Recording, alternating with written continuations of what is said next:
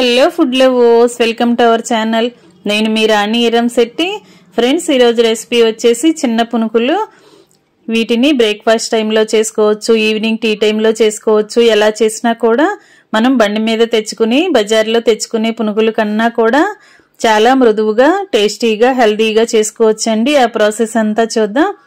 వీడియోని ఫస్ట్ నుంచి లాస్ట్ వరకు చూడండి. 1 కప్పు పొడి బియ్యం పిండి, 1 కప్పు గోధుమ పిండితో చాలా హెల్దీగా, టేస్టీగా చేసుకోవచ్చండి. సింపుల్ ప్రాసెస్ తో మనం బజార్ నుంచి తెచ్చుకోవాల్సిన అవసరం లేకుండా అంతకంటే కూడా కమ్మగా ఈ పునుకులు అనేవి చేసి పిల్లలకి సర్వ్ చేయొచ్చు. వీడియోని స్కిప్ చేయకుండా లాస్ట్ వరకు చూడండి. ఇంకా ప్రాసెస్ స్టార్ట్ చేద్దాం. ఒక గిన్నెని తీసుకోండి. ఇలా మిక్సింగ్ బౌల్ తీసుకుని దానిలోకి 1 కప్పు నిండా పొడి బియ్యం పిండి వేసుకోండి. అలాగే అదే కప్పు నిండా గోధుమ పిండి తీసుకోండి. మీరు ఏ బౌల్తో బియ్యం పిండి తీసుకుంటే అదే బౌల్తో గోధుమ పిండి కూడా సమానంగా తీసుకోండి. అలాగే 3 టేబుల్ స్పూన్లు ఉప్మా రవ్వ తీసుకోండి. సూజీ రవ్వ అంటాం కదా, ఆ రవ్వ తీసుకోండి. ఇవి 3 కూడా కలిసేంత వరకు గరిటెతో బాగా కలపండి. ఇలా బాగా కలిసిన తర్వాత 1/2 కప్పు చిక్కటి పెరుగుని, 1/2 కప్పు చిక్కటి మజ్జిగని వేస్తున్నానండి. మీరు చిక్కటి పెరుగు కప్పు నిండా అయినా తీసుకోవచ్చు, లేదంటే చిక్కటి మజ్జిగని కప్పు నిండా అయినా తీసుకోవచ్చు. ఎలా అయినా తీసుకోండి.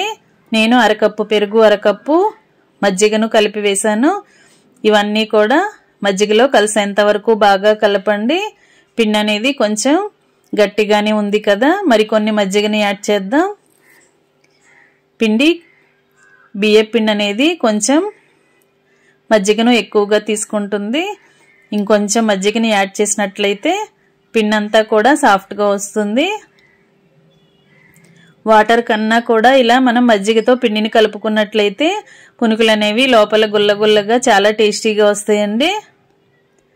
ఫ్రెష్ పెరుగైనా, ఫ్రెష్ మజ్జిగ అయినా, కొంచెం పుల్లటి పెరుగైనా ఎలా అయినా కూడా తీసుకోండి. పిండి అంతా కూడా ఇలా వేళ్లతో గట్టిగా పిసుకుతున్నట్లుగా కలిపినట్లయితే మనం వేసిన మజ్జిగ అంతా కూడా పిండికి బాగా పడతాయి. మొత్తం అంతా కలిపిన తర్వాత ఇలా గరిటెతో కరెక్ట్గా సర్దుకుని గిన్నెకు మూత పెట్టుకోండి. 1 గంట పాటు పక్కన పెట్టండి. గంట నానిన తర్వాత నెక్స్ట్ ప్రాసెస్ అనేది చేద్దాం. 1 గంట తర్వాత పిండిని చూసినట్లయితే మనం చిక్కటి పెరుగుని వేసాం కదా, పిండి అనేది చాలా ఫ్లఫీగా వచ్చిందండి. ఇలా పొంగుతున్నట్లుగా చాలా గుల్లగుల్లగా వచ్చింది కదా. ఈ విధంగా వచ్చిన పిండిలో టేస్ట్కి సరిపడా సాల్ట్ వేసుకోండి. సన్నగా తరిగిన అల్లం ముక్కలు, పచ్చిమిర్చి ముక్కలు కూడా కొన్ని వేసుకోండి. అలాగే సన్నగా తరిగిన కొత్తిమీరని, సన్నగా తరిగిన కరివేపాకుని వేసుకోండి. 1 టీ స్పూన్ జీలకర్రను కూడా వేసుకోండి. ఇప్పుడు మనం వేసిన ఇంగ్రీడియంట్స్ అన్నీ బాగా కలపండి. మనం ముందుగా 1 గంట ముందుగా మాత్రమే పిండిని నానబెట్టి తీసుకున్నాం కాబట్టి వంట సోడా అనేది 1 టీ స్పూన్ వేసుకోండి. మనకి టైం అనేది ఉంటే కొంచెం ఎక్కువగా అయినా పిండిని నానబెట్టుకోవచ్చు. అనుకుంటే వంట సోడాతో పని లేదండి, పిండి అనేది బాగా నాని ఉంటుంది. గంట మాత్రమే పిండిని పెట్టుకున్నాం కాబట్టి కొంచెంగా వంట సోడా కూడా వేసుకుని మనం వేసిన ఇంగ్రీడియంట్స్ అన్నీ పిండికి పట్టేంత వరకు బాగా కలపండి. 1 కప్పు నిండా వాటర్ తీసుకుని చేతిని వాటర్లో తడుపుకొని పిండిని బాగా కలిపినట్లయితే పిండి అంతా కూడా చాలా సాఫ్ట్గా వస్తుంది. మైదా పిండి కన్నా కూడా చాలా మృదువైన పునుకులండి, చాలా చాలా టేస్టీగా ఉంటాయి.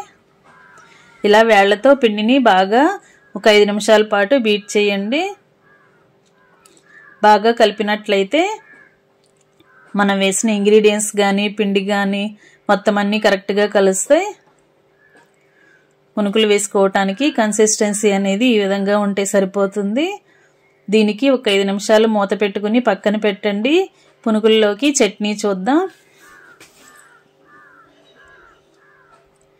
ఆయిల్లో ఫ్రై చేసుకున్న పచ్చిమిర్చి, పల్లీలు తీసుకోండి. కొబ్బరి ముక్కలు కొన్ని తీసుకోండి. అలాగే కొంచెంగా అల్లం ముక్కని, పుదీనా ఆకుల్ని ఆయిల్లో ఫ్రై చేసి తీసుకోండి.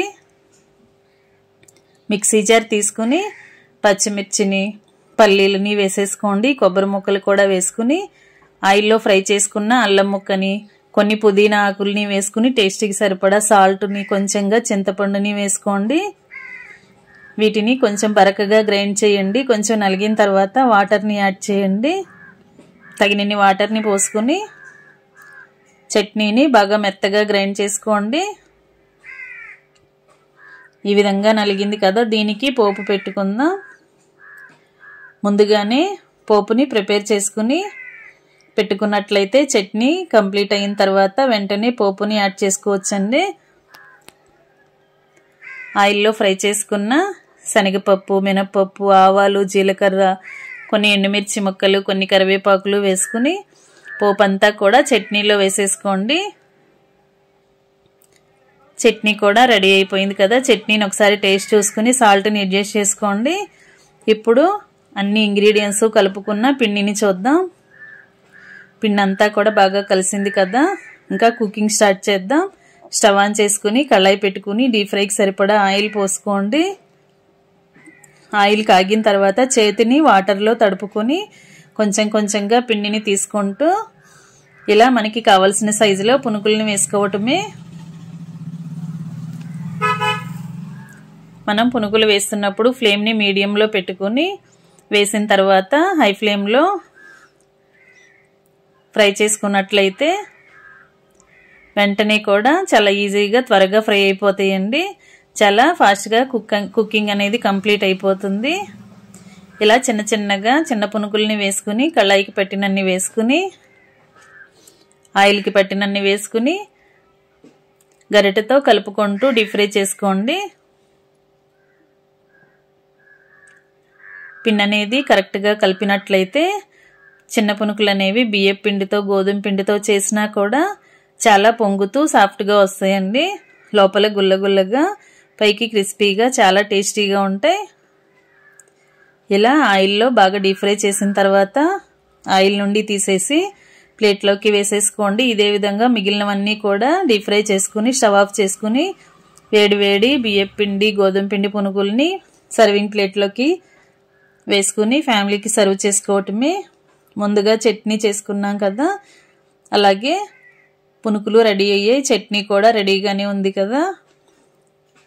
చట్నీ కూడా ప్లేట్లో సర్వ్ చేసుకుని సన్నగా కట్ చేసి పెట్టుకున్న ఉల్లిపాయ ముక్కల్ని కూడా వేసుకుని ఇంకా వేడివేడి పునుగుల్ని సర్వ్ చేసుకోవటమే. హెల్దీగా, టేస్టీగా కమ్మని చిట్టి పునుగులు రెడీ అయిపోయాయి. వీడియో నచ్చినట్లయితే లైక్ చేయండి. మీరు కూడా కుక్ చేసి మీకు కూడా ఎలా వచ్చాయో నాతో షేర్ చేసుకోండి. మరొక రెసిపీతో మళ్ళీ కలుద్దాం. Thanks for watching. నేను మీ రాణి ఎర్రంశెట్టి.